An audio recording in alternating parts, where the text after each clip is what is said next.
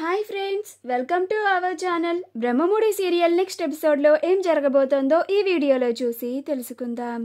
కావ్య నగలు తాకట్టు పెట్టిన సంగతి బయట పెట్టిన రుద్రాని అసలేం జరిగింది అని తెలుసుకోవడానికి ఈ వీడియోని స్కిప్ చేయకుండా ఎండ్ వరకు చూసేయండి. రాహుల్ రుద్రానికి కావ్య నగలు తాకట్టు పెట్టి సీతారామయ్య హాస్పిటల్ బిల్ని పే చేశారు అని చెప్తాడు. అప్పుడు రుద్రాని, ఇది చాలురా రాహుల్, ఇందాక ఆ స్వప్నకి నగలు ఇచ్చారని నేను అడిగితే నన్ను అన్ని మాటలు అంటారా? ఇప్పుడు నాకు ఇంకా మంచి పాయింట్ దొరికింది. ఇది ఇప్పుడే అందరి ముందు బయట పెట్టి గోల చేస్తాను. ఆ కావ్య అందరి ముందు దాచిన నిజాలన్నీ బయటకి కక్కిస్తాను.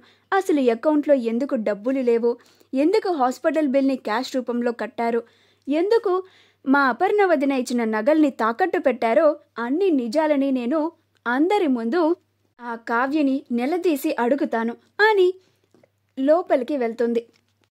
రుద్రాని అపర్ణ వదిన ఎక్కడున్నావు అని పిలుస్తూ ఉంటుంది. అప్పుడు అపర్ణ వచ్చి, ఏంటి రుద్రాని, మళ్ళీ ఏమైంది అని అంటుంది. అప్పుడు రుద్రాని, ఆగు వదిన, ఒక్క నిమిషం, కావ్య అని పిలుస్తూ ఉంటుంది. కావ్య అక్కడికి వచ్చి, ఏంటి రుద్రాని గారు అని అంటుంది. అప్పుడు రుద్రాని, మీరిద్దరూ ఇలా రండి అని రాజ్ కూర్చున్న దగ్గరికి వాళ్ళిద్దరిని తీసుకెళ్ళి కావ్య రాజుల ముందు అపర్ణతో ఇలా మాట్లాడుతూ ఉంటుంది. వదిన, నువ్వు కావ్యకి చాలా నగలు ఇచ్చావు కదా అని అంటుంది. అప్పుడు అపర్ణ, అవును, చాలా నగలే ఇచ్చాను, ఇప్పుడు ఆ సంగతి ఎందుకు రుద్రాని అని అంటుంది. అప్పుడు రుద్రాని, మరి అన్ని నగలిచ్చినప్పుడు కావ్య ఒక్క నగ కూడా వేసుకోకుండా ఇలా పేదరికంలో ఉన్నట్టు ఇలా ఉందేంటి అని అంటుంది.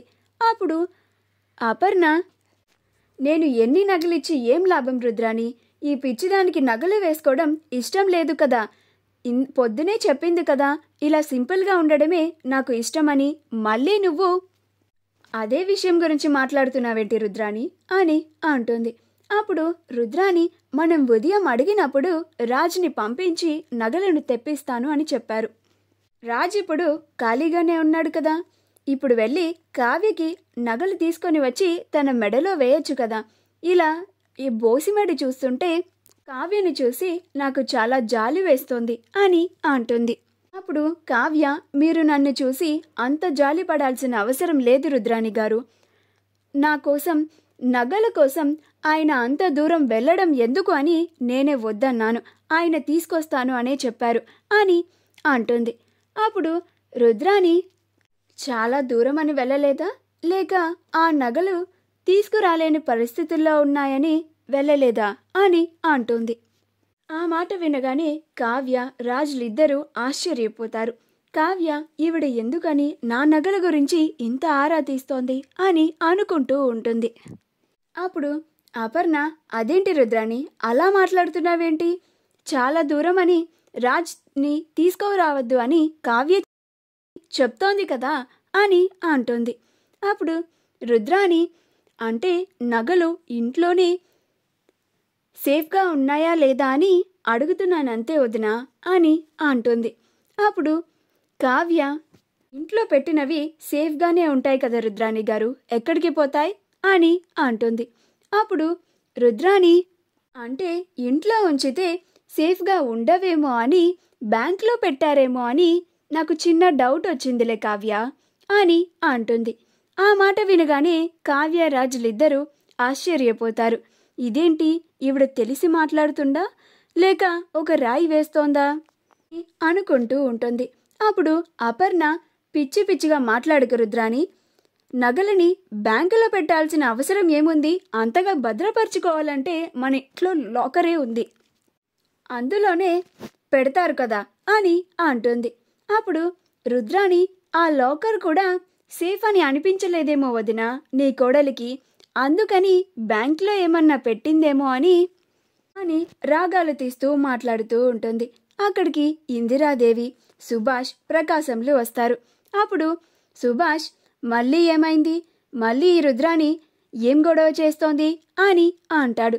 అప్పుడు రుద్రాని, పద్దాకా నేనే గొడవ చేస్తానా అన్నయ్య, ఉన్న మాటే అంటున్నాను అని అంటుంది. అప్పుడు సుభాష్ ఇప్పుడేమైంది రుద్రాణి అని అంటాడు. అప్పుడు రుద్రాణి, నీ కోడలు ఒంటి మీద ఒక్క నగ కూడా వేసుకోలేదు. ఉన్న నగలన్నీ ఏం చేసినట్టు అన్నయ్య? నాకెందుకో ఈవిడ గారు మా పెద్ద వదిన ఇచ్చిన నగలన్నిటినీ బ్యాంకులో పెట్టిందేమో అని అనిపిస్తోంది. అనిపించడం కాదు, అదే నిజము అని నేను అనుకుంటున్నాను. కానీ ఈ విషయాన్ని అందరి ముందు ఈ రాజ్ కావ్యలు ఇద్దరూ కలిసి దాస్తున్నారు అని అనిపిస్తోంది అని అంటుంది. అప్పుడు రాజ్, ఏంటత్తా నువ్వు? ఉదయం నుంచి చూస్తున్నాను, ఏది పడితే అది మాట్లాడుతున్నావు. ఇందాక స్వప్నకి నగలిచ్చినప్పుడు కూడా చూశాను. నీకు ఇష్టం వచ్చినట్టు నీకు నువ్వు ఊహించేసుకొని అందరినీ అలాగా ఇలా ఎప్పుడు గొడవ చేద్దామా, ఎప్పుడు ఎవరిని అవమానిద్దామా అని ఎదురు చూస్తూనే ఉంటావా అని అంటాడు. అప్పుడు రుద్రాణి, ఉన్నమాట అంటే ఉన్న ఊరు అచ్చిరాదన్నట్టు ఎందుకు రాజ్ నా పైన అంతలా కోపడుతున్నావు? నేను చెప్పింది నిజమే కదా అని అంటుంది. అప్పుడు రాజ్, కావ్య నగలు బ్యాంకులో తాకట్టు పెట్టడం నువ్వు చూసావా అత్త అని అంటాడు. అప్పుడు రుద్రాణి ఏం చెప్పలేక ఏం మాట్లాడలేక మూతిని తిప్పుకుంటూ ఉంటుంది. అప్పుడు రాజ్, మాట్లాడవేంటత్తా అని అంటాడు. అప్పుడు రుద్రాణి, సరే ఆ విషయాన్ని పక్కన పెడదాం. మొన్న మా నాన్న హాస్పిటల్ బిల్ని పే చేయడానికి మీరు క్యాష్ ఎందుకు కట్టారు? ఎప్పుడు అకౌంట్ నుంచే కదా పే చేస్తారు అని అంటుంది.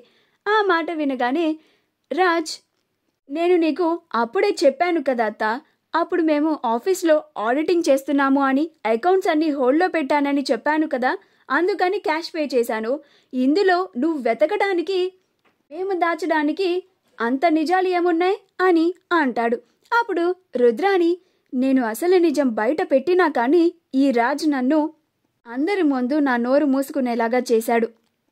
ఇప్పుడు నేను ఏం మాట్లాడినా కానీ ఎవ్వరూ నమ్మరు, అందరూ ఈ కావ్య మాయలోనే ఉన్నారు అని కోపంగా అనుకుంటూ ఉంటుంది. అప్పుడు అపర్ణ, ఇదిగో రుద్రాణి, ఇంకొకసారి ఇలా గొడవలు పెట్టుకోవడానికి పిలిస్తే మాత్రం అస్సలు బాగోదు. కావ్య, నువ్వురా. ఈ రుద్రానికి పని పాట ఏమీ ఉండదు కాబట్టి ఇలా ఎప్పుడు గొడవలు పెట్టుకుందామా అని మనల్ని పిలుస్తూ ఉంటుంది, మన పనులని కూడా చెడగొడుతూ ఉంటుంది అని అక్కడి నుంచి కావ్యని తీసుకొని వెళ్ళిపోతూ ఉంటుంది. అప్పుడు కనకం, ఎందుకమ్మా మీరు ఎప్పుడు ఎవరో ఒకరిని ఆడిపోసుకోకుండా ఉండలేరా? అలా ఆడిపోసుకోకుండా ఉండకపోతే మీకు తిన్నది అరగదా అని అక్కడి నుంచి వెళ్ళిపోతుంది. మా వీడియో కనుక మీకు నచ్చినట్లయితే లైక్ చేయండి, షేర్ చేయండి, మా ఛానల్ని సబ్స్క్రైబ్ చేసుకోండి. పక్కనే ఉన్న బెల్ ఐకాన్ని క్లిక్ చేయడం మాత్రం మర్చిపోకండి.